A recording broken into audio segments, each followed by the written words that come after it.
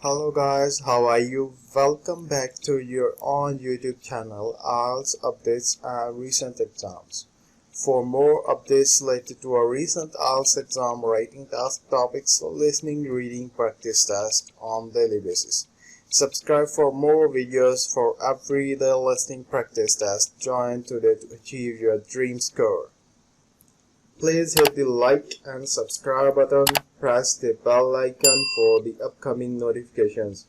Don't forget like, subscribe and share my YouTube channel and my Facebook page, IELTS Updates and Recent Exams. Now look at Part 1. First, you have some time to look at questions 1 to 7.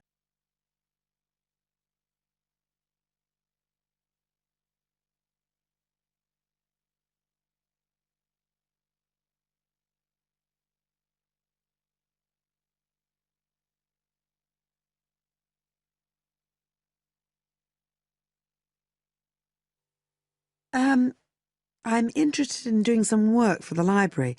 Are you the person to speak to? Yes. Right. Well, what sort of work are you interested in? Well, I've just come to live here in Australia. I don't want a full-time job until my children have settled down, but I really need to get out of the house a bit. And I heard you need voluntary workers for various projects. Right. But I don't know if I have the right skills.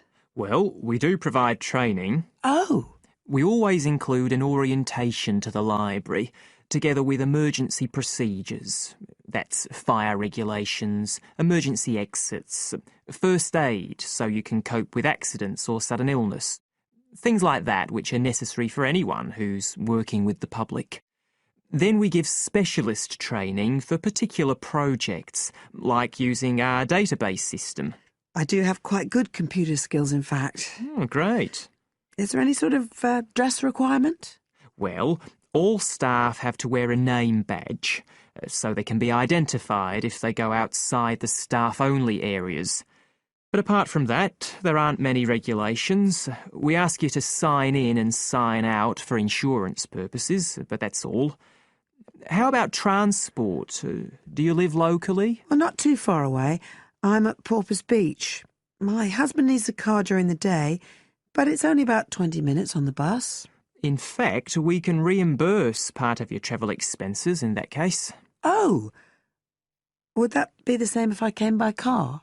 No, because parking is such a problem here. One thing we are looking for, though, is someone who can drive a minibus. No problem. So, do the projects involve going outside the library? Some, yes, but not all. We've just finished one which involved working with photographs taken of the area 50 or 100 years ago. It basically involved what we call encapsulation. Putting them in some sort of covers to keep them safe? Exactly. It's time-consuming work, and we were very grateful to have help with it. Then, sometime next year, we're hoping to begin working on an initiative involving the sorting and labelling of objects relating to local history. We'll be needing help with the cataloguing. Well, I'd definitely be interested. How about at present? Well, we have a small team who work to support those who are unable to read. Working with the blind? Yes, or other groups who have reading difficulties. We provide volunteers with equipment so that they can take books home with them and read them aloud onto CDs. We're gradually building up a collection that can be lent to those who need them. I can see it would be useful, but I'd really like to do some sort of work where I can get the chance to meet people. How about reading stories to children? That's done by our regular staff. But we do have another project. It's a very long-established scheme which involves helping those who are unable to have direct access to the library. Oh, I noticed someone with a trolley of books when I was at the hospital last week. That sort of thing. That would have been one of ours, yes. It's one of our most popular services. Lots of people who wouldn't dream of going to the library normally, when they're at home, borrow a book when the trolley comes round the ward. I can imagine. Yes, I'd definitely be interested in that. Right, so how do I enrol? Well, we do ask all volunteers to commit themselves to a regular period each week. I could probably do 5 or 6 hours. Oh, be careful not to take on too much. But we do need someone for a couple of afternoons, from 2 to 4, so 4 hours altogether. That sounds fine. Before you hear the rest of the conversation, you have some time to look at questions 8 to 10.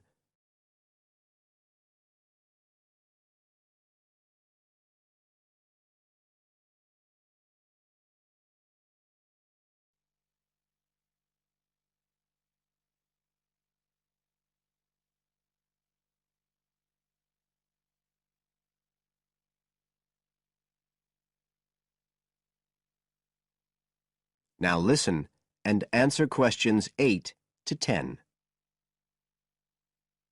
Right, so here's the application form. It asks the usual questions, name and address and telephone number. You also need to fill in details of who we should get in touch with in case of any accident or problem like that. We do need to have that filled in.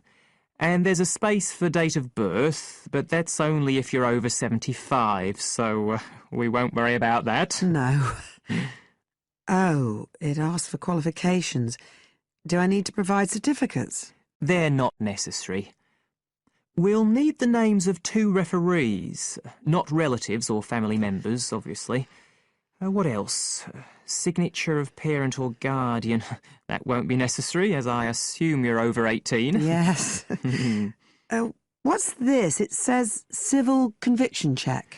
That's a document we have to provide by law for those working on projects involving children, so we won't need it in your case. But you will need to sign this separate document.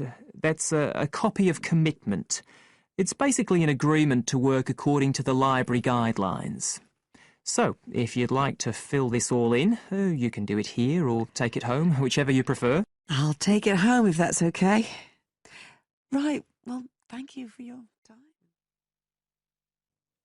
You now have half a minute to check your answers.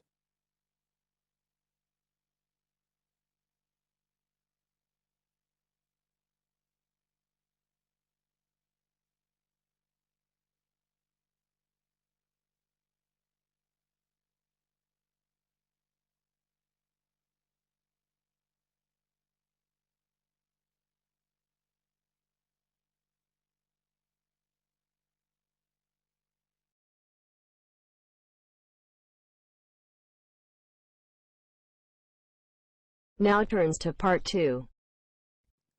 You will hear part of a local radio program about fighting air pollution in Canadian towns. First, you have some time to look at questions 11 to 14.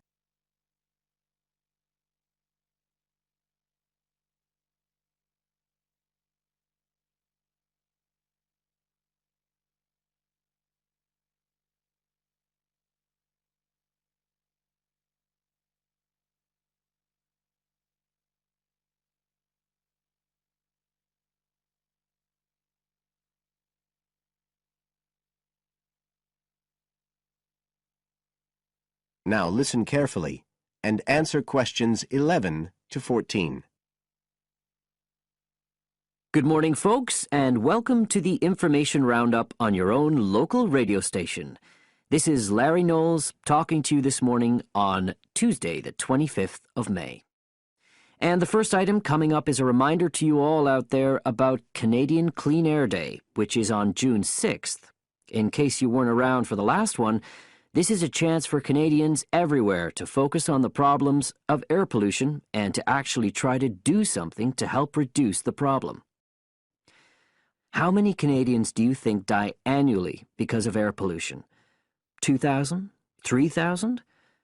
Well, the rate is a staggering 5,000, and it's likely to grow unless we do something.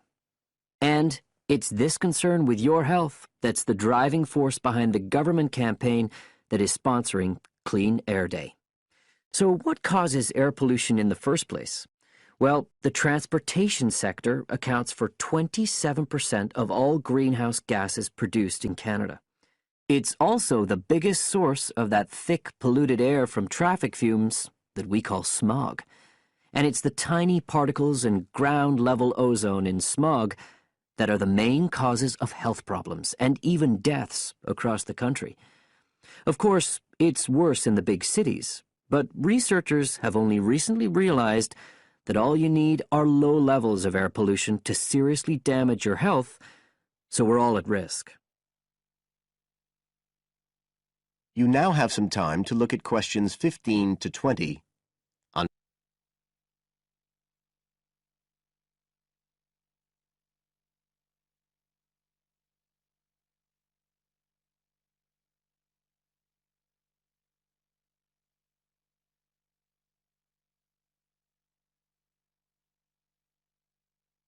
Now listen and answer questions 15 to 20. So, what can we do to fight air pollution? Well, it should be pretty obvious by now that the way we get to and from work every day can have a big impact on the air we breathe. So the easiest action you can take on Clean Air Day is to accept what we call the commuter challenge and get to work on foot or by cycling for a change. If you have to use your car, try carpooling and share the drive, or better still, use public transit. If everyone tries this for just one day, you'll be amazed by the difference it can make to the air in our towns and cities. But there's more you can do to improve air quality. For example, you can plant trees. And if you don't have a garden, then you can do your bit in other ways. For instance, did you know that modern, improved wood stoves can reduce wood smoke by as much as 80 to 90%? So you can make a big difference if you upgrade the appliances you use in your home. The government is also working hard on your behalf to clean up our air. Its priority is to reduce the emissions that cause smog, and they have clear plans to get there. Last year, Canada and the United States agreed to reduce emissions on both sides of the border between the two countries, and they plan to reach their targets in the next few years. The government's also taking action to get cleaner fuels. It's already reduced the sulfur contained in gasoline, and it hopes to reach the reduction target for sulfur in diesel by next year. But the measures don't just focus on the motorist. The federal government's also working to reduce emissions from power plants and factories right across the provinces. You can find out all about government action and all the plans for Clean Air Day events. You now have half a minute to check your answers.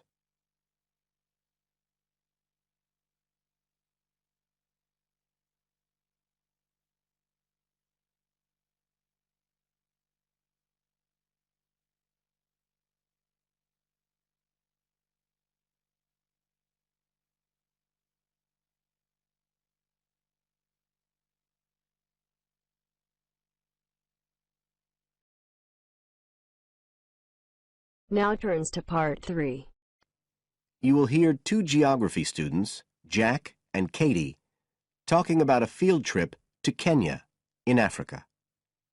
First, you have some time to look at questions 21 to 24.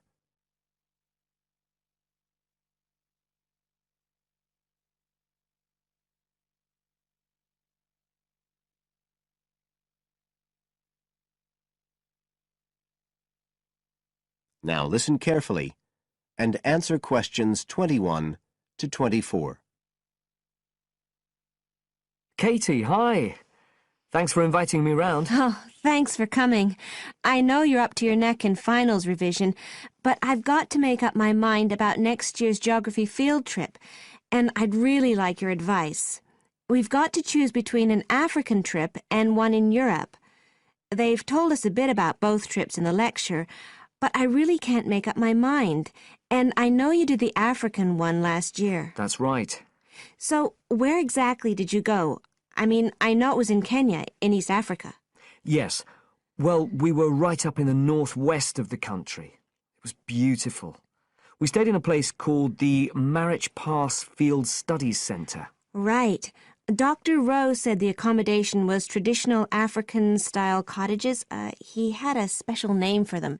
Bandas. Yes, they're fine. You have to share, 2 or 3 people together. They're pretty basic, but you have a mosquito net. They don't provide spray, though, so remember to take plenty with you. You'll need it. And there's no electricity in the field centre. You'll have hurricane lamps instead. They give a good light. It's no problem. What about places to study? Dr. Rowe said there was a library? Yes, but it's quite small. There's a lecture room as well, but most of us worked out in the open air. There are plenty of places outside, and it's so beautiful. You're right in the middle of the forest clearing. I gather it's a relatively unmodernized area. Definitely. They actually set up the centre there because it's on the boundaries of two distinct ecological zones. The mountains, where the people are mainly agriculturalists, and the semi-arid plains lower down, where they're semi-nomadic pastoralists.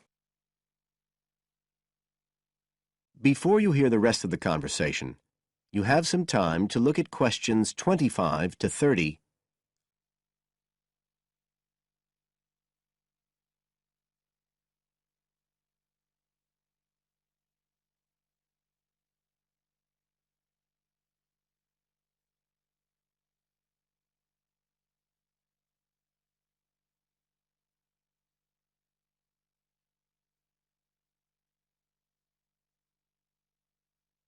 Now listen and answer questions 25 to 30.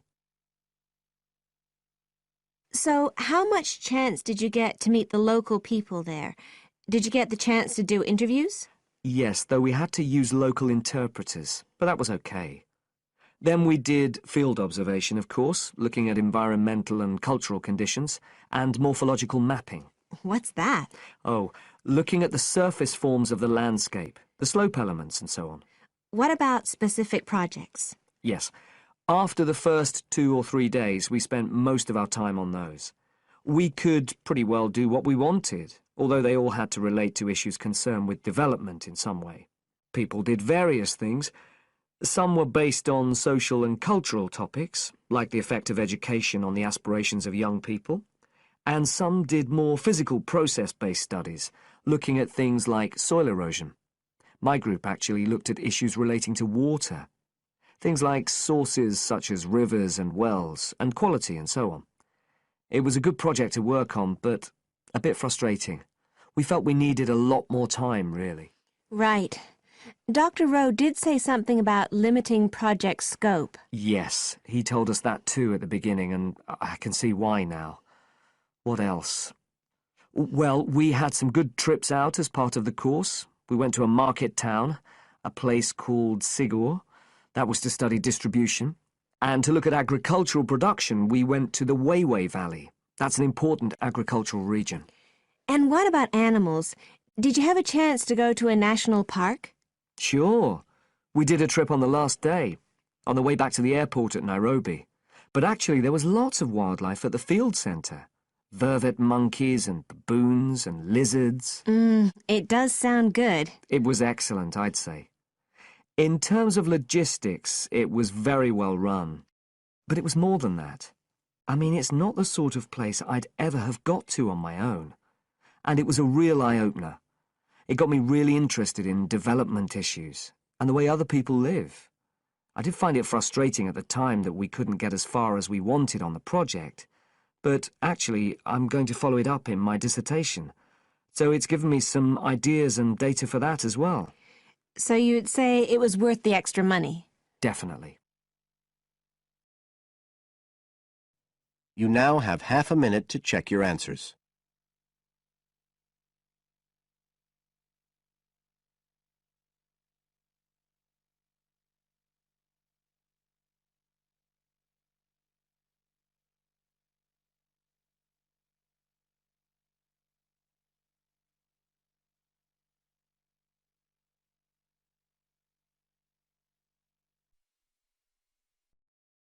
Now turns to Part 4.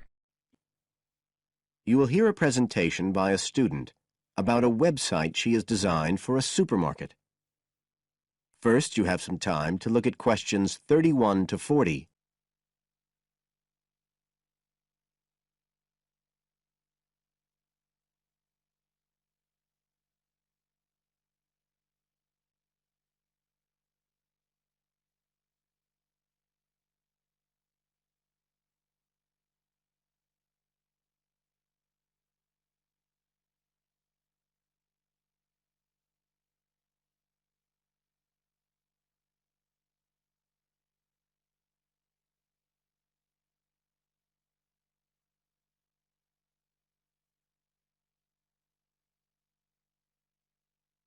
Now listen carefully and answer questions 31 to 40.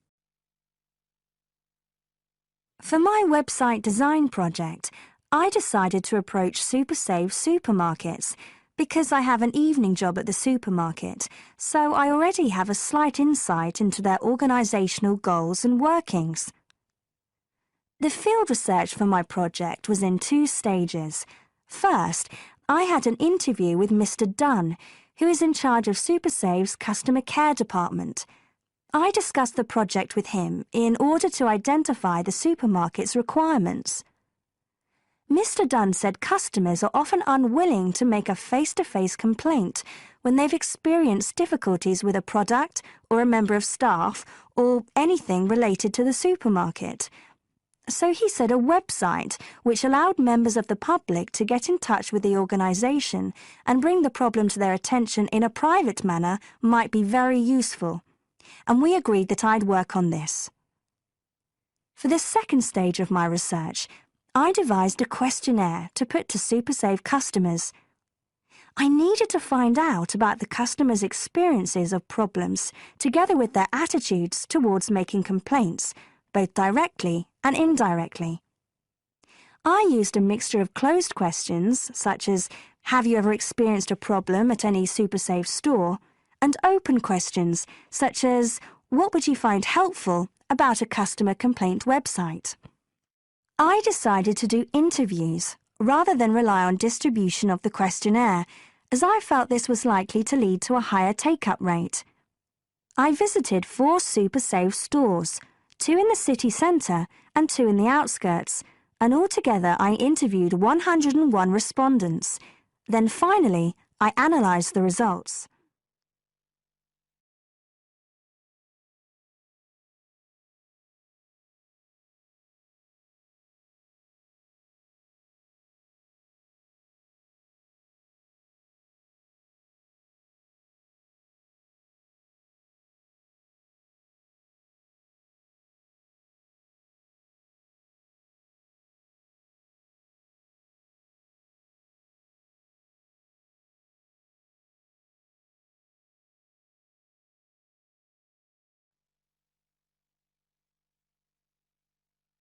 I found the results of the questionnaires to be very informative. I found that out of the total number of customers investigated, 64% had at some stage encountered a problem in a SuperSave store. Out of these people, the vast majority said that they hadn't reported the problem to any member of staff. They just kept it to themselves. The next thing I tried to find out was why they hadn't complained. Well, about 25% of the people I interviewed said the reason was that they couldn't be bothered, and a slightly smaller percentage said that they didn't have enough time. But 55% said the reason was that they felt intimidated. I finally asked if they would be more likely to complain if they didn't have to do it face-to-face, and nearly everyone I asked said that they would, 95% to be exact.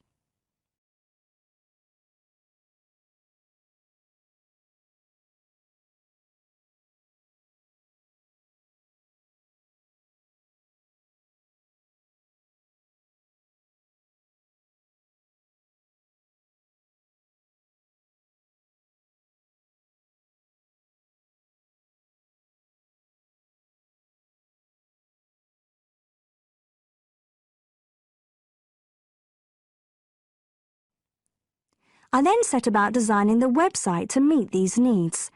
Once I'd completed the website, I made another appointment with Mr. Dunn to find out what he thought of it. Mr. Dunn said he felt that the pages would benefit his organisation by giving customers a new way of expressing their complaints and by making it easier to collect complaints, identify specific places where service and customer care were not as good as they should be, and act upon them accordingly.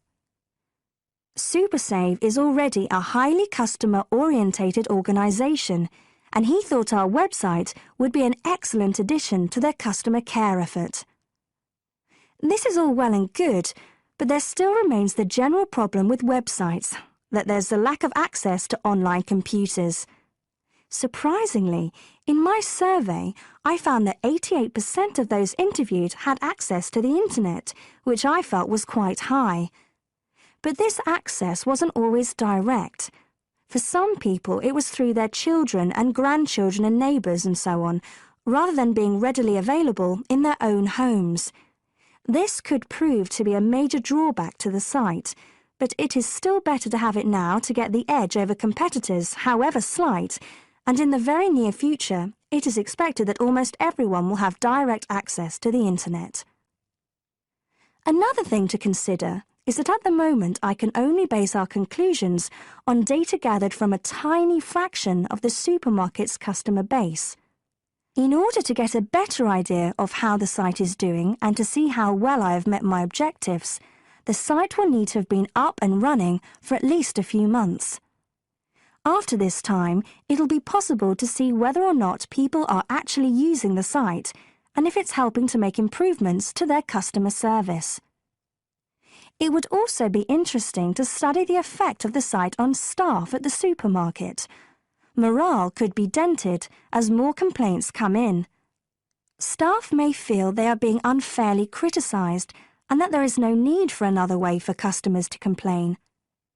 But also, the site could boost morale by making staff come together to overcome the constructive criticism, and they may gain more job satisfaction by knowing that they are making a difference to the customer. So, overall, I feel my website has met my objectives, but there is scope for improvement and expansion. Are there any questions? You now have half a minute to check your answers. Thanks for listening. God bless you all. Don't forget like, subscribe and share my YouTube channel and my Facebook page, IELTS Update Recent Exam. For everyday listening practice test, for more material visit my website www.ieltsupdatesandrecentexams.com. The link is also given below in the description. Please write your score below the comment section. And please like and subscribe my channel for more IELTS listening practice tests on daily basis. Again, thanks for listening. God bless you all.